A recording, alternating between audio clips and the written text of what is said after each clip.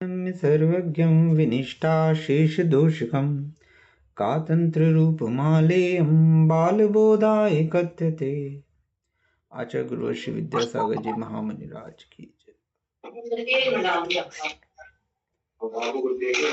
सभी म्यूट कर लें, सभी लोग म्यूट कर लें।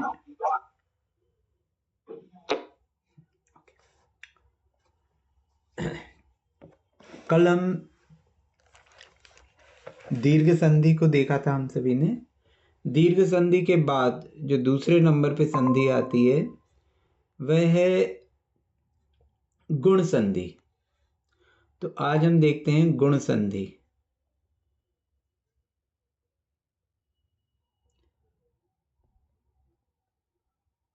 गुण संधि में क्या है?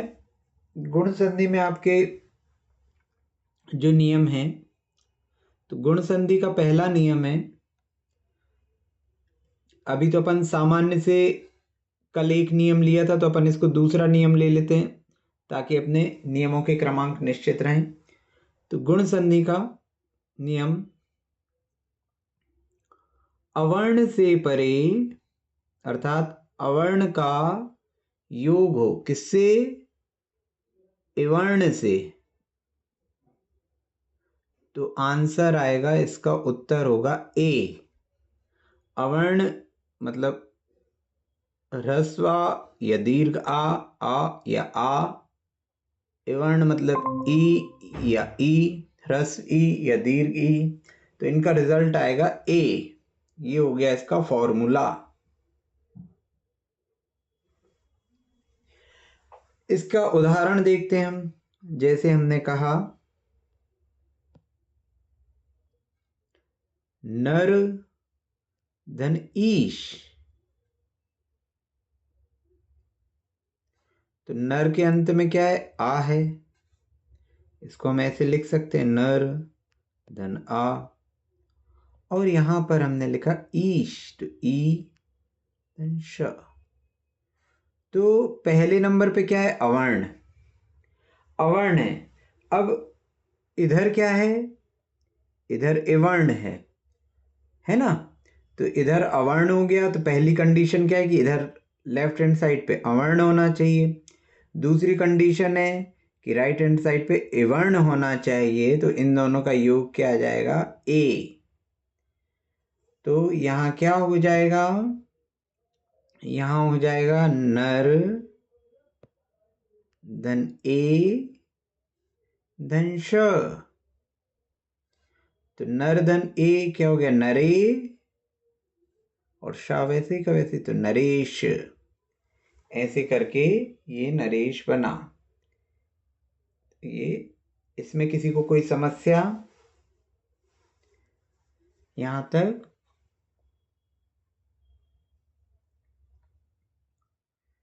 कोई प्रॉब्लम नहीं, आगे चलें। अब इसी में हम एक और उदाहरण देखें, महा धन ईश। तो यहाँ क्या है? महा के अंत में आ, दीर्घ आ है, और यहाँ पे ईश दीर्घ ई है। तो ये दोनों मिलके क्या हो गए? ए। तो ये हो जाएगा महेश।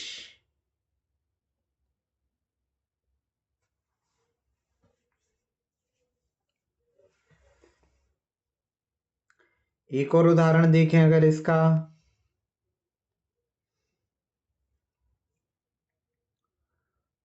महा धन इंद्र। तो यहाँ पे क्या है? आ, महा में आ है अंत में, और इधर पे राइट हैंड साइड पे क्या है? ई। तो आ और ई की, ये अवर्ण है, ये इवर्ण है, दोनों की संधि हुई, तो ये हुआ ए। तो ये क्या हो जाएगा? महेंद्र।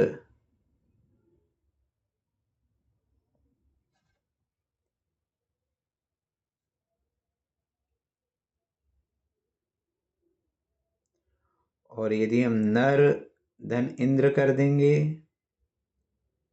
तो यहाँ पे क्या है? आ, और यहाँ है ई। तो लेफ्ट हैंड साइड पे अवर्ण है, राइट हैंड साइड पे इवर्ण है। सूत्र लग रहा है, अवर्ण वर्ण से मिलेगा तो ये हो जाएगा ए, तो ये हो जाएगा नरेंद्र। चाहे दीर्घ आ दीर्घ ई मिले, चाहे ह्रस्व आ दीर्घ ई मिले, चाहे ह्रस्व आ ह्रस्व ई मिले, चाहे दीर्घ आ दीर्घ ई मिले, ये चारों कॉम्बिनेशन कैसे भी बने उत्तर आएगा ए। चारों प्रकार के हैं। आप पहले वाले में ह्रस्व आ दीर्घ ई मिले हुए हैं, है ना। दूसरे वाले में दीर्घ आ दीर्घ ई मिले हैं। तीसरे उदाहरण में दीर्घ आ ह्रस्व ई मिले हैं। और चौथे में ह्रस्व आ ह्रस्व ई मिले। अवर्ण में कुछ भी हो, इवर्ण में कुछ भी हो, उत्तर आएगा ए। इसमें किसी को कोई समस्या, कोई कुछ पूछना चाहता है?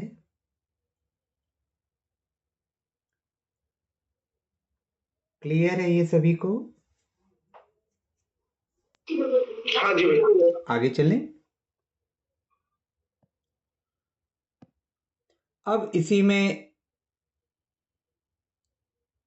ये जो गुण संधि चल रही थी अपनी, तो गुण संधि में पहला वाला नियम, ये टोटल में दूसरा नियम है स्वर संधि का, तो उस हिसाब से ले रहे हैं अपन। तो यहाँ पर अब जो संधियों का तीसरा नियम है ना, और गुण संधि का दूसरा नियम है, तो इसके अंतर्गत आएगा अवर्ण का संयोग यदि उवर्ण से होगा।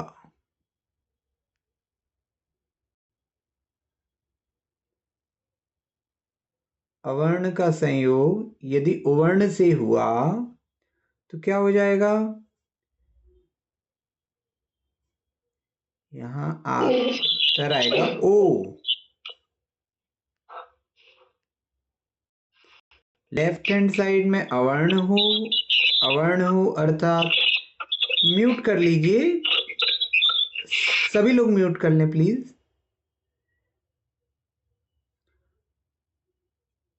ठीक है, लेफ्ट हैंड साइड में अवर्ण और राइट हैंड साइड में उवर्ण, तो ह्रस्व ऊ हो या दीर्घ ऊ, उत्तर आएगा ओ। ये इसका फॉर्मूला है। अब इसके उदाहरण देख लें। हमने जैसे लिया दया धन उदय, तो दया के अंत में क्या हो गया, इसको लिख दें दय धन आ, और यहां लिख दिया हमने उदय, ऊ धन दय, उदय। तो आ और ऊ ये मिलके हो गए ओ, तो क्या हो गया ये आपका दय ओ दय, है ना। ये हो गया दयोदय, हो गया। दीर्घ आ ह्रस्व ऊ से मिला तो क्या हो गया ओ, दयोदय। इसी प्रकार हमने लिया भाग्य धन उदय, तो भाग्य के अंत में क्या है, ह्रस्व आ है और उदय में ऊ है, दोनों मिलके क्या हो गए ओ, तो ये हो जाएगा भाग्योदय।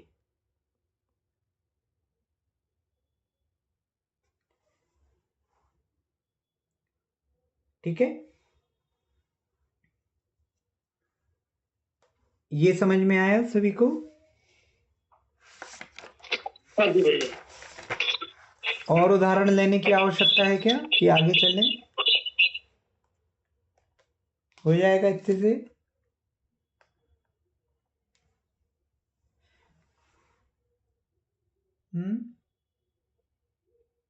जैसे आप डेली प्रयोग करते हैं गंधोदक, तो ये क्या हो गया, गंध धन उदक, गंध उदक, तो ये क्या हो गया आ और ये हो गया ऊ, तो ये हो गया ओ, है ना। तो ये क्या हो गया आपका गंधोदक। कई लोग इसको गंधोदक बोलते हैं, यहां दा कर देते हैं, ये गलत है। गंधोदक होता है, गंधोदक नहीं। बहुत सी महिलाएं मंदिर में बोलती भैया गंधोदक दे दो, गंधोदक दे दो। गंधोदक है क्या? अब आप एक मिनट इसका विच्छेद देखिए। अब मैं आपको एक विच्छेद दिखा रहा हूं। आप जो मांग रहे हैं,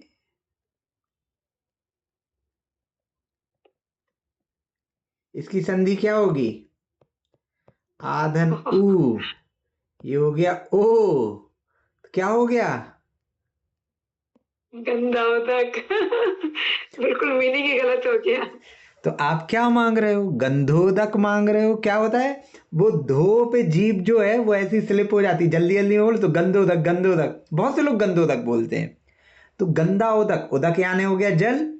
अब जल कैसा है, गंध सहित है कि गंदा है? तो गंध सहित जो जल है वो है गंधोदक, और जो गंदा उदक है वो हो गया गंधोदक, बिल्कुल, है ना? तो जी। हम क्या बोल रहे हैं? तो कई बार अर्थ का अनर्थ हो जाता है। ठीक है, भैया एक बड़े ऊ का भी ले लीजिए, दीर्घ ऊ का एक दीर्घ ऊ एग्जाम्पल। का एक एग्जाम्पल।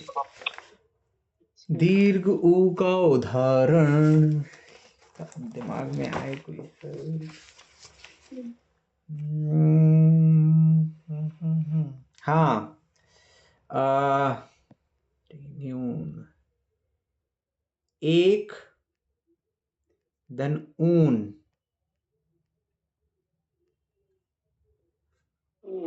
तो यहाँ क्या हो गया आ, और यहाँ हो गया ऊ, तो ये क्या हो जाएगा ओ, तो ये हो जाएगा एकोन।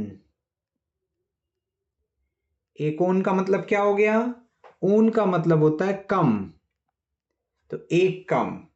अगर हमने कह दिया एकोन विंशति, विंशति यानी 20, तो एकोन 1900। विंशति यानी हो गया 19। एकोन मतलब एक कम कर दो, ठीक है? एक ऊन, ठीक है। और एक और ले लेते हैं, महा धन ऊर्मी, यहाँ दोनों दीर्घ हैं, महा आ और ऊ दोनों दीर्घ हैं। तो ह्रस्व हो, दीर्घ हो, कोई भी कॉम्बिनेशन हो, लेफ्ट हैंड साइड में अवर्ण होना चाहिए, राइट हैंड साइड में उवर्ण, तो उत्तर होगा ओ। तो ये क्या हो जाएगा? महोर्मी।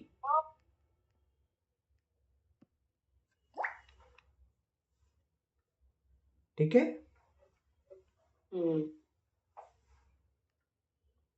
इसमें पूरी संधि में किसी को कोई प्रश्न?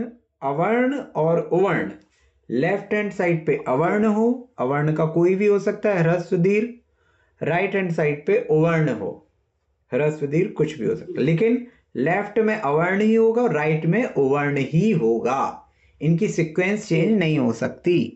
तो उत्तर आएगा ओ। ठीक है, इसमें किसी को कोई भी प्रश्न हो तो पूछ ले। जिनकी नई क्लास है, जो पहली बार अटेंड कर रहे हैं, उनमें से किसी को कोई प्रश्न हो? है जी? नहीं, ठीक है। ठीक है, आगे चलें। जी, हाँ। ओके, पिछली बार क्या हुआ था, लोगों ने रमेश बनाया, रमाधन ईश रमेश,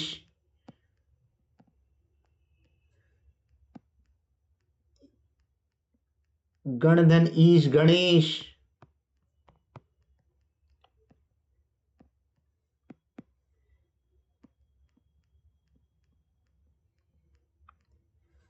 रमा का जो ईश है वो रमेश, गण का जो ईश है अर्थात समूह, गण यानी समूह, समूह का जो स्वामी है वह गणेश। इसी बीच में किसी ने लिख दिया मुकेश,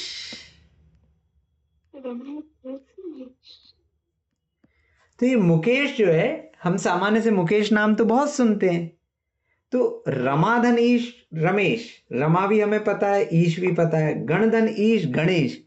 अब मुकेश कौन होगा? इधर तो ईश आ गया, मुकेश किसका स्वामी है? तो मुख धन ईश है। मुख का अर्थ क्या होता है? तो एक जन ने यहां पे लिख दिया मूख, मूक धन ईश मुकेश कर दिया, तो ये ऊ की मात्रा थोड़ी चेंज होगी। मूक यानी जो बोल नहीं सकता, उसका स्वामी मुकेश, तो मुकेश हो जाता फिर वो।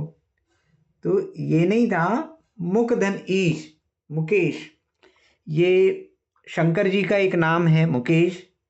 मुक नाम का एक दैत्य था पौराणिक कथाओं के अनुसार, कि मुक नाम का एक दैत्य था, उसका उन्होंने वध किया था, तो इस कारण से उन्हें मुकेश कहा जाता था। तो मुक उस दैत्य का नाम है, तो उसका जो स्वामी वो मुकेश, ऐसे बना है मुकेश। ठीक है, कई लोग मूक धन ईश कर देते, तो मूक ही धन ईश, मूक यानी तो जो बोल नहीं सकता है ना। हाँ तो मूक धनीश और मूक धनीश क्या होगा, मुकेश होगा, मुकेश थोड़ी हो जाएगा।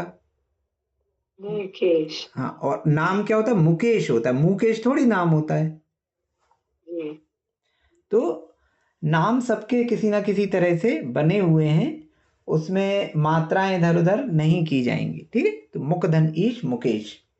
ठीक, तो ये वाला जो अवर्ण और उवर्ण मिलके ओ हुआ, दो नियम हमने पढ़े। अवर्ण और उवर्ण मिलके ओ हुआ, और अवर्ण और इवर्ण मिलके ए हुआ। इन दोनों में किसी को कोई भी परेशानी नहीं। ठीक है, आगे चलते हैं। कोई भी आपको समस्या हो, आप बिना झिझक के पूछ लीजिए, कोई भी दिक्कत नहीं है, अपन उसको बार बार ले सकते हैं। ठीक है, अब अपन अगला नियम लेते हैं गुण संधि का ही, कि अभी अपन ने लिया था अवर्ण के परे इवर्ण ले लिया, अवर्ण के परे उवर्ण ले लिया, अब अवर्ण के साथ ऋवर्ण लेते हैं।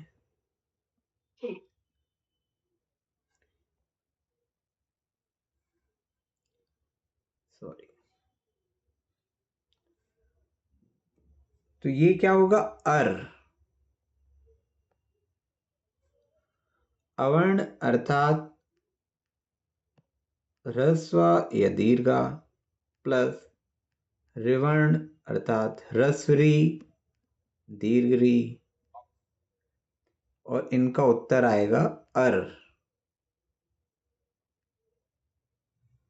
आप इनको ऐसे फॉर्मूले के रूप में अगर लिख लेंगे तो आपके लिए बहुत इजी हो जाएगा। बस आपने फॉर्मूले लिख लिए और उसके नीचे एक दो उदाहरण लिख लीजिए। तो यहां पर जैसे हमने लिया महा धन ऋषि, तो देखिए क्या हुआ, महा में से मह धन आ, इसको ऐसा लिख सकते हैं। किसी को इसमें तो कोई दिक्कत नहीं जा रही कि मैं ये जो तोड़ के लिख रहा हूं? नहीं नहीं, बिल्कुल नहीं। ठीक है, जो लोग नई क्लास अटेंड कर रहे हैं उनको ठीक है ना, वहाँ प्लस आप बिल्कुल सही है। ठीक है। ऋषि री धन शी, तो संयोग किसका हो रहा है, आ और री का। तो पहला लेफ्ट हैंड साइड में क्या है, अवर्ण, राइट हैंड साइड में क्या है, ऋवर्ण। अवर्ण और ऋवर्ण मिलेंगे तो ये हो जाएगा अर, तो ये हो जाएगा मह धन अर धन शी, तो मह धन अर धन शी, तो मह में आ जुड़ा तो महर, और म्यूट कर लीजिए प्लीज, महर्षि। अब एक चीज पहले भी अपन ने डिस्कस की थी कि ये हो जाएगा महर्षि,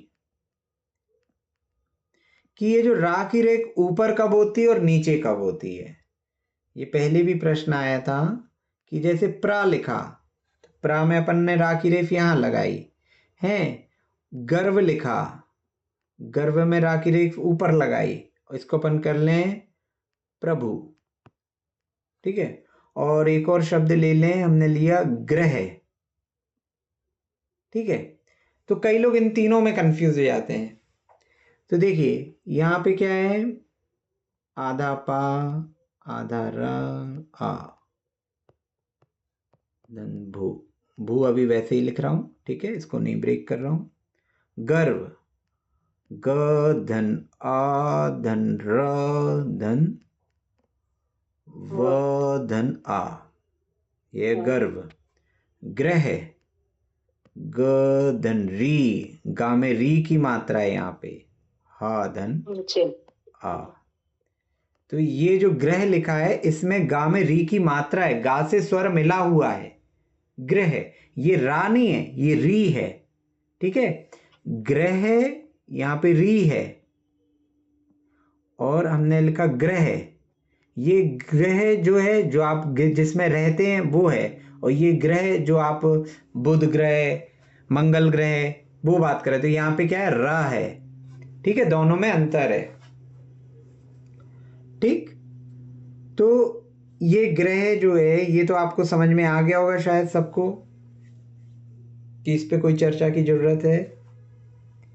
गा में री की मात्रा, हा में आ, ये क्लियर है? जी भैया। हाँ, अब देखें हम प्रभु और गर्व। तो प्रभु में रा किसके साथ लिखा हुआ है, आ के साथ। तो रा और आ मिलके क्या हो जाएगा, रा। यहां पे हम रा को देखें तो यहां पे रा क्या है, रा के पीछे क्या है, व्यंजन है, वह है। रा के पीछे स्वर नहीं है, तो यहां रा आधा ही रहेगा, क्योंकि उसके पीछे व्यंजन है, उसको स्वर मिला ही नहीं। और हलंत का मतलब क्या होता है, व्यंजनांत का मतलब स्वर रहित व्यंजन। तो रा कैसा है, स्वर के बिना है, और ये वाला रा क्या है, स्वर के साथ है। प्रभु का रा स्वर के साथ, और गर्व का रा स्वर से रहित। तो ये जो मात्रा रहती है इसका मतलब होता है आधा रा। ठीक है, जो ऊपर लगती है, और जो नीचे लगती है इसका मतलब होता है पूरा रा। तो जो नीचे मात्रा लगती है वो जिसमें लगी है वो आधा है। जैसे प्रा लिखा है तो पा आधा है और रा पूरा है। यहां वा लिखा है तो यहां रा आधा है और वा पूरा है। ठीक है, जो आधा होगा वो पहले लिखा जाएगा। जैसे प्रा में पा आधा है, रा पूरा है, तो पा पहले लिखा है, रा बाद में लिखा है। गर्भ वाले में वा में रा आधा है और वा पूरा है, तो रा आगे लिखा है, वा पीछे लिखा है। ठीक है, ये समझ में आया आप लोगों को? जी भैया।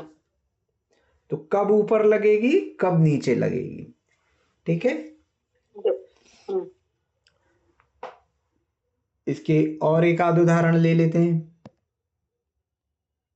वैसे जब भी ऊपर रा की रेफ है तो एक संभावना होती है, हमेशा नहीं, कि गुण संधि अवर्ण और रिवर्ण की है, क्योंकि इसी में एक रा की रेफ ऊपर जाती है। देव धन ऋषि,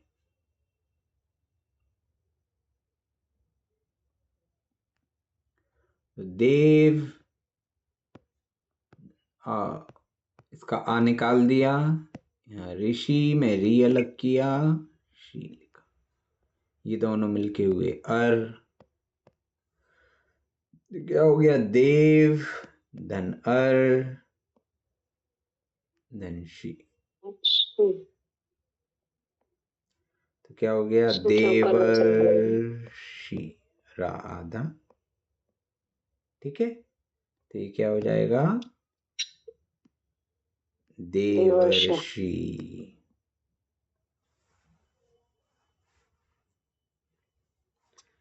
ठीक है, इसमें किसी को कोई समस्या?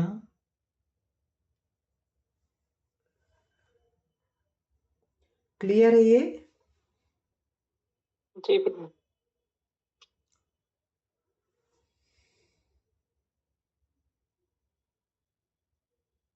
नहीं, जैसे आपने देवर्षि लिखा है बीच का तो गलत है ना वो वाला? क्या नहीं, ये सही है, ये बोल रहे हो आप? ये जिसमें आधा रा लिखा है ये भी सही है, ये भी सही है। फर्क क्या है, हाँ फर्क क्या है, हम इसको ऐसे भी लिख सकते हैं और हम इसको ऊपर रा की रेफ करके भी लिख सकते हैं। ये दोनों पैटर्न है, इसलिए दोनों लिखे हैं। जी जी ठीक है ना, जैसे चाहे लिख सकते हो। मतलब वैसे नीचे वाला ज्यादा अच्छा लगता है, हमेशा हम वही लिखते हैं। हाँ, आप सबसे नीचे लिखते हो वो अच्छा है, देवर्षि। लेकिन कभी किसी पुस्तक में कहीं पे आपको ये लिखा हाँ, मिल जाए, कल को आप तो वो किसी गलत बच्चे नहीं। की कॉपी चेक करो वो ऐसा लिख दे आप गलत कर दो तो वो आपके ऊपर केस कर देगा, अच्छा, ठीक है, है ना। देवर्षि। और ठीक। इसको, ये हाँ आपसे बोलिए, पूछे हाँ पूछिए। देखिए, आप देवर्षि मतलब इसको तोड़ के बता रहे हैं, अगर जैसे पूरा शब्द है नाभे आदि, तो कैसे पता चलेगा कि हम इसको दो भाग में कैसे तोड़े? हाँ उस पे आ रहे अपन, उस पे आ रहे, है ना, उस पे भी आ रहे। जी भाई हाँ अभी ये क्लियर है। जी। इन तीनों नियम में किसी को कोई समस्या? अपन ने 3 नियम पढ़े। अवर्ण से इवर्ण मिलेगा तो क्या आएगा? ए। अवर्ण से उवर्ण मिलेगा तो क्या आएगा? ओ। और अवर्ण से ऋवर्ण मिलेगा तो आएगा अर, है ना। अरे ठीक। 2 नियम और कर रहे हैं, फिर हम आपके ही प्रश्न पे आ रहे हैं, ठीक है। ये हो गई आपकी गुण संधि, आपकी गुण संधि पूरी हो गई। तो आपकी स्वर संधि में 2 चीजें हो गई, एक हो गई दीर्घ संधि, दूसरी हो गई गुण संधि। तीसरी संधि कौन सी थी? तीसरी है वृद्धि संधि, वृद्धि संधि, वृद्धि संधि, वृद्धि संधि, बहुत बढ़िया। वृद्धि संधि बहुत बढ़िया है ये भी। अभी तक आपको लग रहा होगा भैया ए आई ओ औ इनकी कोई बात ही नहीं करता, इनका क्या होगा? तो अब इनकी बात करते हैं अपन। अवर्ण में यदि ए मिलेगा या आई मिलेगा, कुछ भी मिलेगा तो इसका हो जाएगा आई। और अवर्ण में ओ मिले चाहे औ मिले तो इसका हो जाएगा औ। ये 2 नियम हैं आपके वृद्धि संधि के। पहला नियम, ये दोनों अलग अलग नियम है, ठीक है। पहला नियम को आप कौन सा नंबर का हो जाएगा? 4 हो गए, तो ये 5वें नंबर का नियम, ये 6वें नंबर का नियम। ये नियम पूरे आप एक साथ लिख लेना अलग पेज पे, है ना। जैसे आप संधि का कुछ बना रहे हैं तो पहले पेज पे या आखिरी पेज पे, एक ही पेज पे, क्योंकि क्या है उसमें आपको इजी जाएगा। अभी तो आप थोड़े दिन तक इसको ब्रेक करते रहेंगे, लेकिन थोड़े दिनों बाद क्या होंगे, आप इसके यूज्ड टू हो जाएंगे, आपको बिल्कुल इजी लगने लगेगा। तो नियम इसलिए अलग ही लिखे रहें तो अच्छा रहता है, ठीक है। तो इसके उदाहरण देख लेते हैं अपन।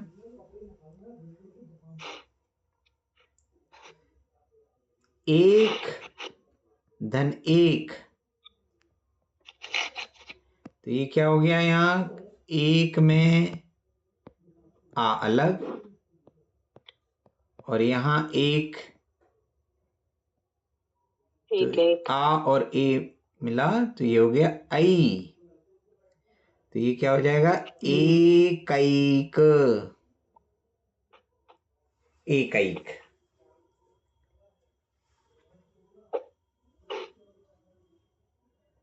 ठीक है।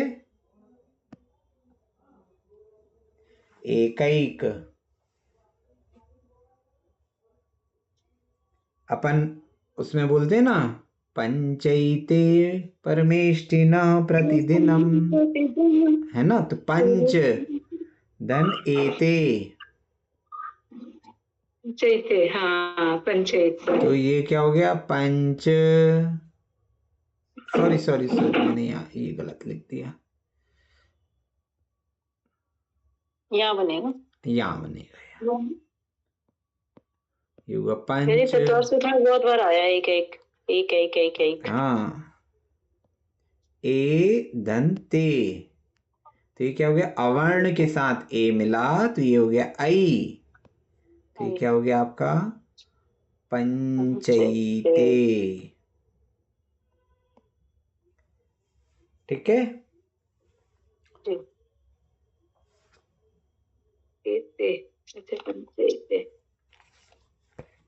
कहीं पे ऐश्वर्य भी आ रहा है, कहाँ आता है? मंगलाष्टक में आता है, किस में आता है? विततैक, वितत धन एक, ये अपन ने थोड़े दिन पहले भी पढ़ा था। वितत धन एक, आपने संधि विच्छेद में दिया था शायद। हाँ, तो वितत कत्ता धन आ और ये एक, तो ये हो जाएगा आई, तो विततैक। अच्छा, वितत प्लस एक। ये आता है ना, काय में आता है ये, उसमें स्वस्ति मंगल पाठ में आता है। हाँ विततैक चिदुद्गमे। हाँ हाँ, स्वस्ति त्रिलोक विततैक चिदुद्गमाया, जी। है ना। तो ये सब ऐसे ही निकले। इसमें हाँ। कोई समस्या किसी को?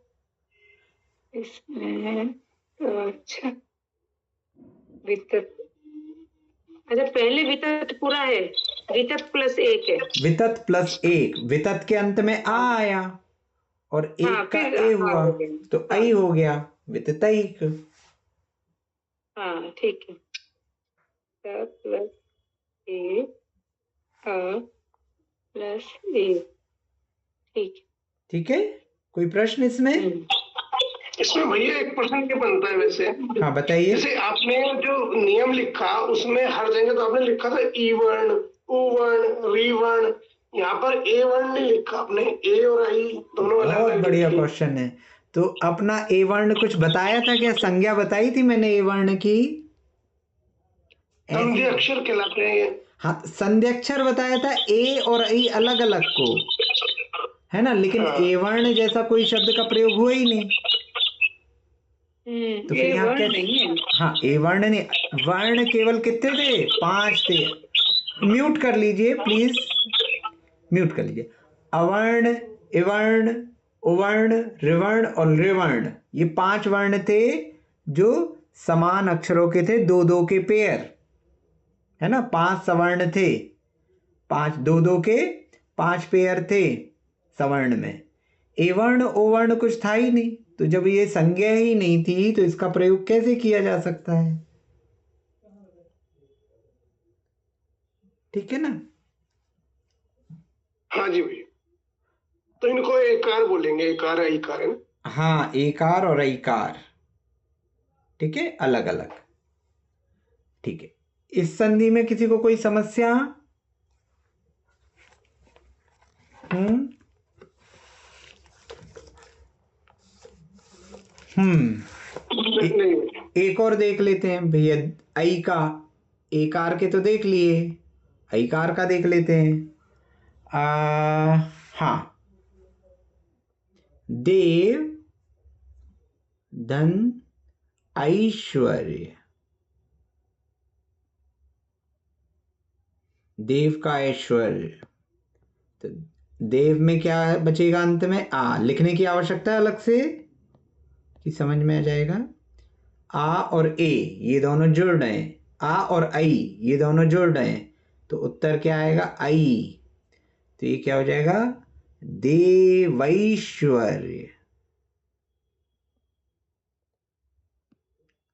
देवैश्वर्य।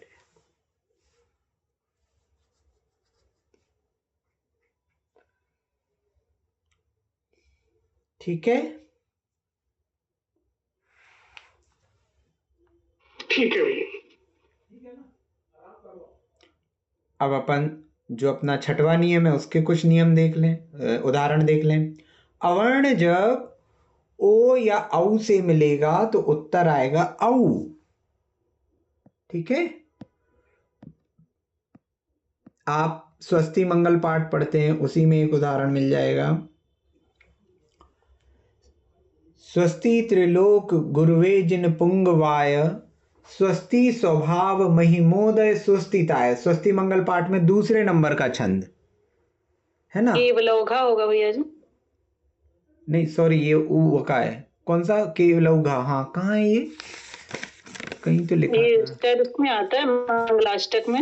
मंगलाष्टक में नहीं है ये, शायद तक उसमें है। हाँ, केवलौघा किसमें आता है? स्वस्ति मंगल पाठ में, नित्या प्रकंपात भूत केवलौघा, हाँ हाँ हाँ हाँ हाँ।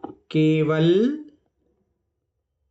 धन धन ओघ। ओघा। ओघ यानी अपन ने पढ़ा था उस दिन समूह, है ना। तो यहाँ आ किससे जुड़ा है? ओ से, तो उत्तर क्या आएगा? औ। तो ये हो गया केवलौघा।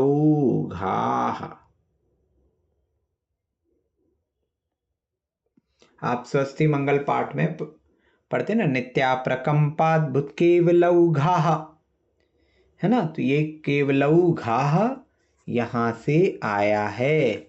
इसी प्रकार आप जब अभिषेक पाठ पढ़ते हैं तो अभिषेक पाठ में भी आप जब कलशों की स्थापना करते हैं, माँ कुमार नंदी जी का जो अभिषेक पाठ पढ़ते हैं, तो उसमें आप जब कलशों की स्थापना करते हैं तब आप कहते हैं शात कुंभई कुंभौ घान क्षीराब्देस्तोय पूरितान स्थापयामि जिन स्नान चंदनानि सुचर्चितान।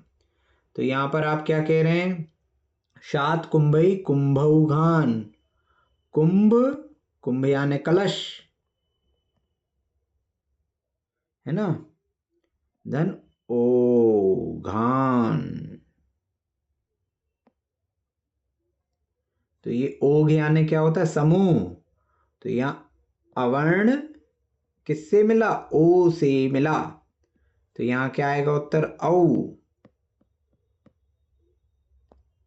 तो ये हो जाएगा कुंभौ घान, अर्थात कलशों का समूह। ठीक है। और इसमें हाँ, एक और उदाहरण ले लेते हैं। महाधन औषध, महाधन औषध, औषध। तो आ ये अवर्ण हो जाएगा औ। तो अवर्ण औ से मिला तो उत्तर आएगा औ। तो ये क्या हो जाएगा? महौषध। इन सभी उदाहरणों में किसी को कोई प्रश्न हो तो पूछ ले।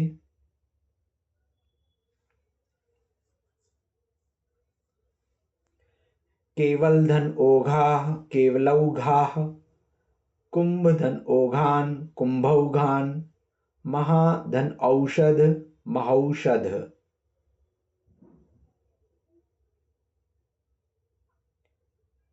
ठीक है ये?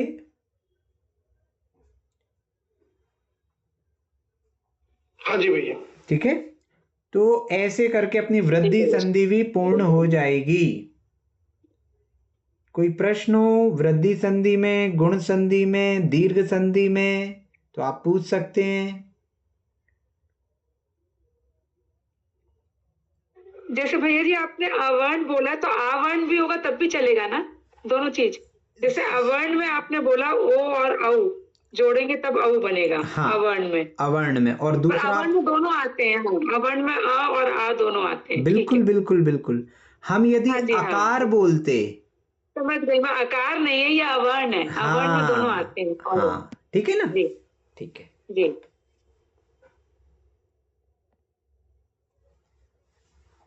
ठीक है जी। भैया जी एक चीज बस ये डाउट था कि आ वर्ण में ई उ और रे जोड़ रहे हैं तो वो गुण संधि हो गई, जी। और आ वर्ण में ए आई ओ औ जोड़ रहे हैं तो वो वृद्धि संधि हो गई। ये नियम कैसे याद रहेंगे कि ये वृद्धि संधि है, ये गुण संधि है? देखो भैया, एक चीज है, पहली चीज तो हम जो पढ़ रहे हैं उसका उद्देश्य हमारा है कि हम संस्कृत की टीकाओं को पढ़ सकें। तो अगर आपको ये याद नहीं भी है कि ये वृद्धि संधि है, कि ये गुण संधि है, कि ये दीर्घ संधि है, यण संधि है, कौन सी संधि है, अगर आप शब्द को ब्रेक कर पा रहे हो तो पर्याप्त है। ये तो केवल एक थ्योरी है कि मान लो मैंने बता दिया भैया महाधन औषध महौषध होता है, महौषध कहीं लिखा हुआ है, मैंने कहा ये महाऔषध लिखा हुआ। अब मुझे नहीं याद आ रहा कि ये वृद्धि संधि, और एक समय बाद जब आप बहुत यूज्ड टू हो जाओगे इन चीज़ों के तो ये छोटी छोटी सी चीज़ें याद नहीं रहती। जैसे आप याद कीजिए जब आप फर्स्ट क्लास में थे, मेरे ख्याल से यूकेजी की भी बात हो सकती है या पहली क्लास की बात हो सकती है, उस समय आपने संज्ञाएं पढ़ी होंगी, व्यक्तिवाचक संज्ञा, भाववाचक संज्ञा, जातिवाचक संज्ञा, समूहवाचक संज्ञा। लेकिन अब जैसे आपको बोला जाता है कि हाँ ऑफिस में सभी इस टीम के एम्प्लॉयज खड़े हो जाएं, मान लो टीम ए के एम्प्लॉयज खड़े हो जाए, तो तब आप ये दिमाग नहीं लगाते कि मैं टीम ए का एक मेंबर हूं, इन्होंने टीम ए कहा, अर्थात मुझे जातिवाचक संज्ञा, समूहवाचक संज्ञा से पुकारा जा रहा है, तो मुझे खड़े होना है। ये सब कैलकुलेशन कहीं होती ही नहीं है, आप डायरेक्ट खड़े हो जाते हैं।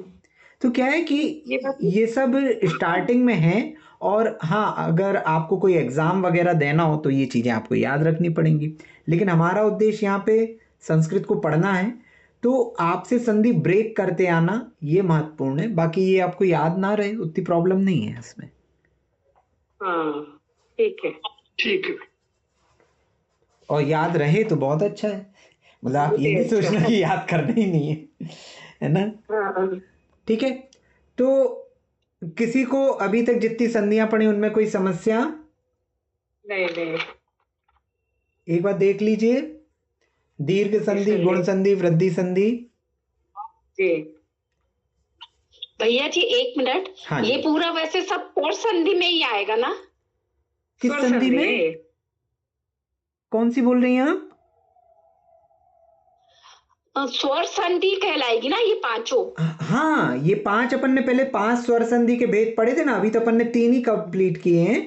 ये 5 स्वर संधि, ये उसके उत्तर भेद हैं जी, उत्तर भेद हो गए। हाँ, है ना।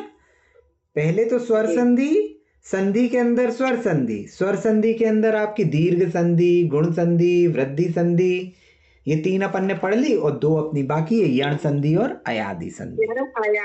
आयादी। ठीक है ना। जी जी। तो टोटल कितनी संधियां होती हैं? टोटल 5 संधि होती है। पंच संधि अपन पढ़ेंगे, तो पंच संधि में अपनी स्वर संधि, व्यंजन संधि, विसर्ग संधि, प्रकृति भाव संधि और पूर्व रूप संधि भी आती है। तो आएंगे, अभी धैर्य के साथ अपन चलें। ठीक है, इधर तक कोई प्रश्न? फिर मैं आगे चलूं? जी ठीक है, आगे चलिए।